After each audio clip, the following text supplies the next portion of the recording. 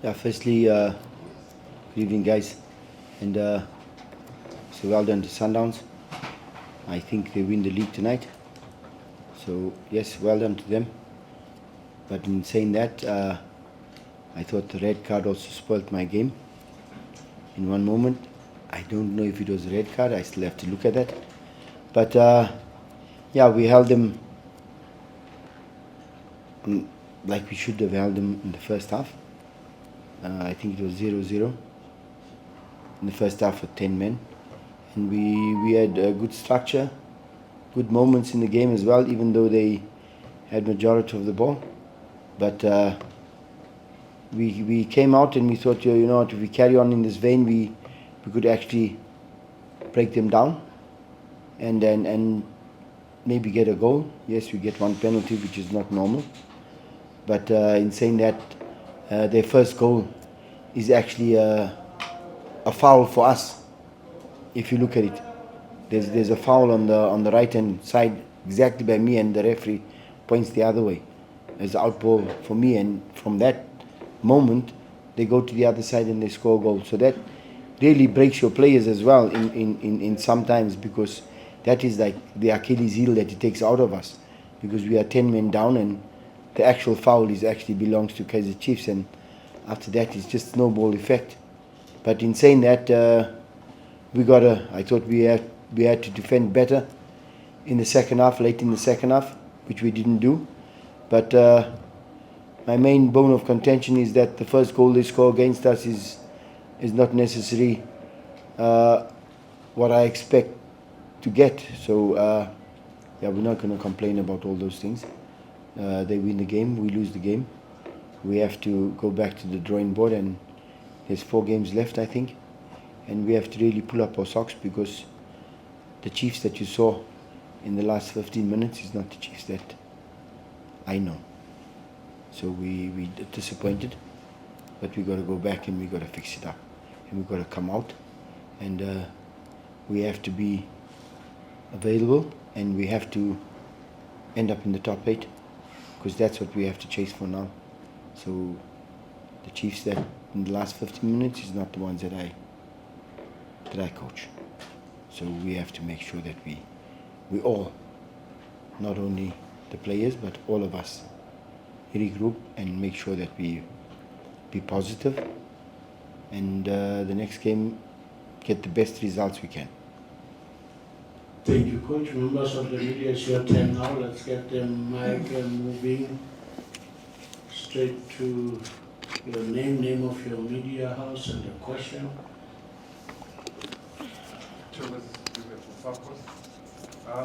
Coach, when Kevin gets a red card, you didn't make any change. What made you comfortable with the way the team was, minus one centre back? Yeah, well, we did. It was not a matter about bringing in another centre back. We had Zita playing right back, which he can also play as a centre back, and we put Zita at centre back, and we put Matt to the right back, and we had Castillo and we had Sitebe in the middle. So we were more than happy with that.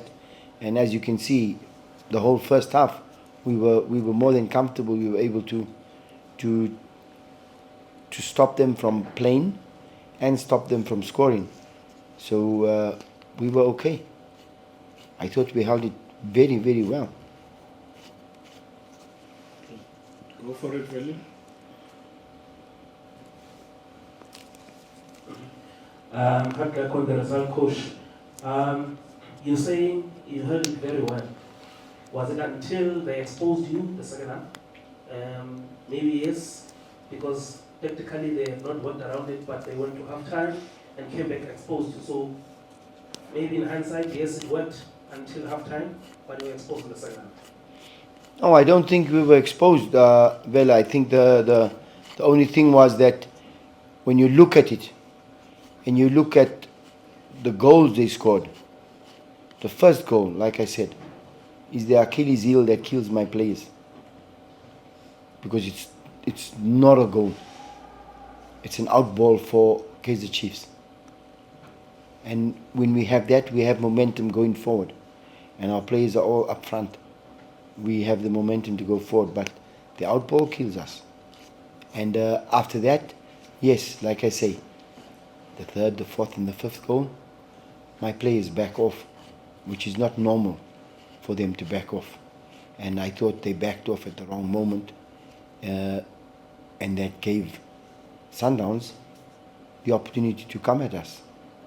I don't think they outfoxed me. It's just that we did the wrong thing on the pitch.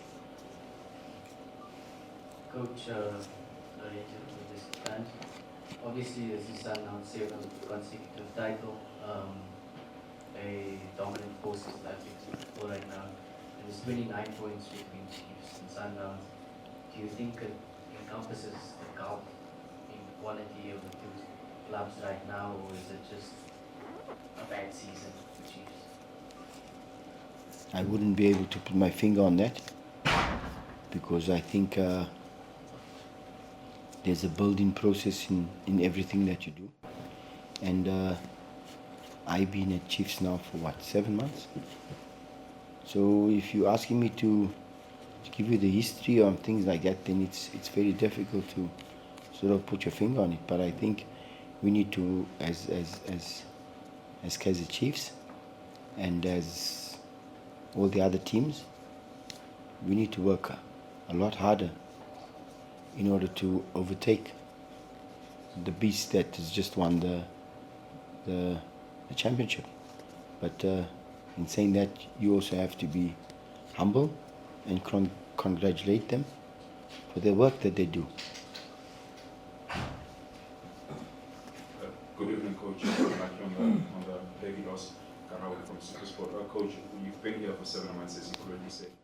How would you describe your tenure as the interim head coach of Kaizer Chiefs? Obviously, there's 4 more games left, but particularly looking at how the season has been, particularly the second half of the season, not really beautiful, has it been? So, for you, how would you describe your tenure as the interim coach? Up and down. It's been difficult, and it's been nice as well. It's been a learning curve, and we learn from these mistakes, and you learn from the wins as well. That there's certain things that when you do it, you have to remember, and there's certain things when you do it that you have to forget as a coach. But yeah, you gotta learn. We learn every day, and I hope I am one of those human beings that is able to learn every day of my life. And when you receive the scoreline that you received tonight, then you probably learn the most. And if you're humble enough, say, guys, I was beaten today, then so be it. But you got to come back stronger.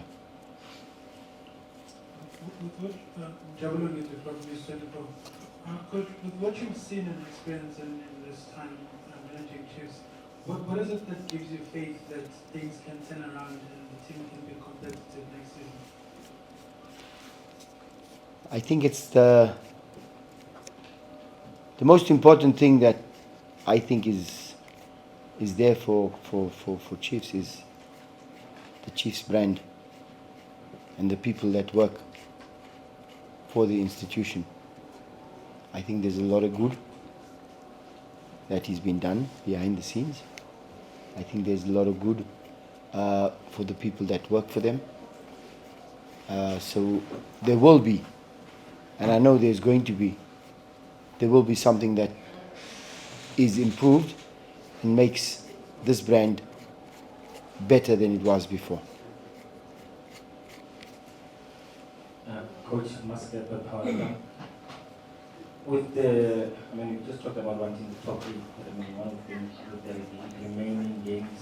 Is there thinking also on maybe starting to build for the next season to see where the changes might be, what kind of differences you might want to bring in the next season from what you've already seen so far? Look, it's always a catch-22 situation you're in now. We need to win those games, and you also need to build, in order to show what we can have or what we can't have. But I think under my watch so far, most of the players have played. There's not many players that haven't played for any amount of minutes, whether it's 5 minutes, whether it's 4 minutes, whether it's half a game, whether it's a whole game. So I think the building is there. We can see it. It's about putting them together again and making sure that whoever we put together on that particular day goes out and gets the 3 points in order for us to be where we want to be at the end of the season. Last one, Temba. Close. Thank you. Good luck on the result, Coach. I'm just looking at the squad. If I may use the term value, pound for pound, Kaizer Chiefs comes third to Orlando Pirates and Sundowns when it comes to material. Would you say that came down to the type of players that you had today, that you had to lose in this fashion with such a big margin? How much of that had to do with the personnel that you have in your squad, pound for pound, matching with other two teams that you're competing with, traditionally? I'm trying to understand the question. The question Pound is- for pound, I've only been here for 6 months, so it's pound for pound, it's tiki for tiki then. Coach, No, I understand. I'm trying to put the words in my mouth so that we don't manipulate what I say. I think pound for pound, we all bleed blood, and all 49 players are red inside. So I think they all have the same value, except that some teams value them more than we value them. So it's, I think, however many players Sundowns have, many players Pirates have, however many players Kaizer Chiefs have, they're all the same value. They all have the same blood. It's just that humans have put back a price on them, and pound for pound doesn't work for me. Coach, but on a serious note, Coach, No, I'm serious. I'm looking at the squad value that Pirates has. Right now, arguably so, Stellenbosch, yes, they're doing things the way they should, but pound for pound, when I use this term again, when you compare them, Orlando Pirates, Sundowns, Kaizer Chiefs, those are the three traditional teams that we know they are big teams in South Africa. What I'm asking, Coach, is that would you say that the result today, the outcome, actually exposes you that you don't match your counterparts, which are Orlando Pirates and Sundowns, material-wise? Material-wise, I think we match them, like you can see. Yes, every team in the world gets a hiding sometimes. They just bring it. Just happens that today is the reality that we get beaten 5-1, and every team, like I say, reality-wise, it will happen to you. When it happens to another coach, I also feel sorry for him when he sits here in the same chair I'm sitting. But pound for pound, we all think our players are capable of matching another player, especially at this level of professional football, especially at a club like Kaizer Chiefs. Pound for pound, we should match Orlando Pirates. Pound for pound, we should match Mamelodi Sundowns. But we did not today. And we have to accept that and move on. On that note, members of the media, we're closing this first half of our press conference. Thanks.